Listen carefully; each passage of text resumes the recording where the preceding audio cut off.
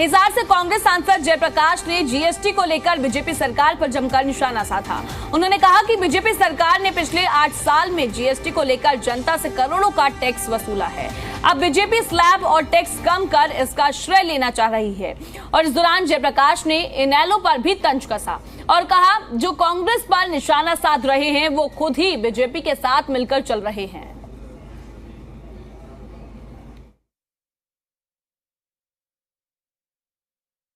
हरियाणा का राजनीतिक माहौल आजकल काफ़ी गरमाया हुआ है। हमारे साथ हैं हिसार से सांसद और कांग्रेस के वरिष्ठ नेता जयप्रकाश जी, अभी इंडियन नेशनल लोकदल की रैली हुई रोहतक में, तो निशाना कांग्रेस पर साधते नजर आए खासकर, क्या आपको लगता है? मेरे हिसाब से एक कहावत है, बोला खोदा पहाड़ निकला चूहा।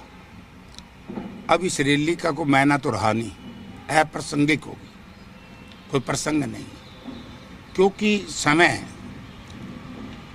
लोकदल के जो मुखिया हैं अभय सिंह चौटाला ने इस बात को मान लिया कि भाई हम वोट काटू नहीं है, हम कांग्रेस की रांद काटू है। यानी कि वो बीजेपी के जो जनता कह रही है कि भाई बीजेपी के लिए काम कर रहे हैं, वोट काटू हैं, तो वो बात उसने अपने मुंह से कह दी कि हम तो वोट कांग्रेस की रांद काटने आए हैं। ये केवल चौधरी भूपेंद्र सिंह हुड्डा के भय से और दीपेंद्र सिंह हुड्डा के भय से ये ड्रामा कर रहे थे।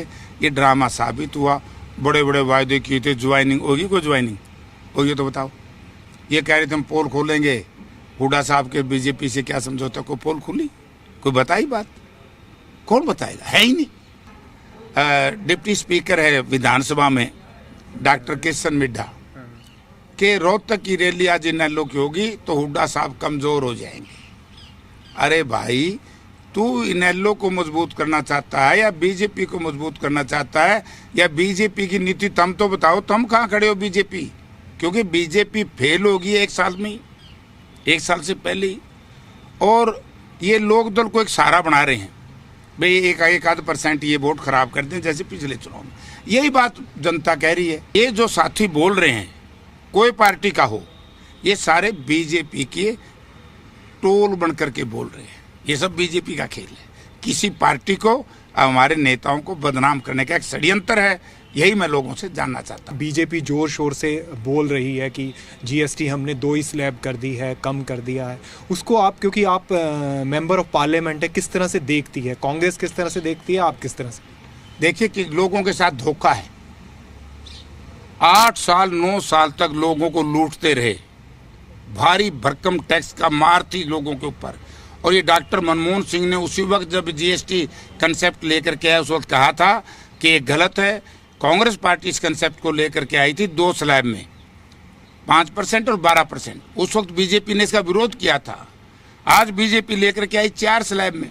और उसके बाद जब जनता टैक्स के बोझ से दब गई, सरकार विकास में फेल होगी, सरकार रोजगार देने में फेल होगी, तो इन सब को छोड़ करके केंद्र सरकार ने एक ड्रामा रचा कि हमने जीएसटी स्लैब कम कर दिए। अब जिस तरह से कांग्रेस के प्रदेश अध्यक्ष की चर्चा छिड़ जाती है मीडिया में कि कल अनाउंस होने वाला है, परसों अनाउंस होने वाला है, लेकिन नहीं हो पाता, तो अभी कहाँ पर, और विपक्ष के नेता का भी एक सवाल है। जो देखिए, विपक्ष के नेता का तो कांग्रेस पार्टी में प्रजातंत्र है, बीजेपी की तरह तानाशाही नहीं है। आज बीजेपी ने ना स्टेट प्रेसिडेंट बना रखा, अंदरूनी बड़ी भारी भयंकर लड़ाई है। हमारी पार्टी ने जिला प्रधान दिए, बड़ा डेमोक्रेटिक सिस्टम से दिए, सोशल इंजीनियरिंग की।